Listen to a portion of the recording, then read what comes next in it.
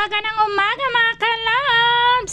Magbilad naman tayo ng palay kasi lumabas na si Haring Araw. Wow! At dahil wala si Papa ngayon dahil may pinuntahan na importante, so tayo na naman ngayon ang magbibilad at hindi pwedeng hindi ito mabilad mga kalabs dahil baka masira ito at wala tayong ipagiling. Sa sobrang init mga kalabs, nagsuot na talaga ako ng full gear. Ay, Wow. full gear talaga. Nagsuot na talaga ako mga kalabs ng jacket at may payong na talaga mga kalabs kasi baka masira ang sira nating mukha. At nagsuot na rin ako ng medyas kasi nga nangangati ng aking mga paa at lumabas ang ating mga kurikong.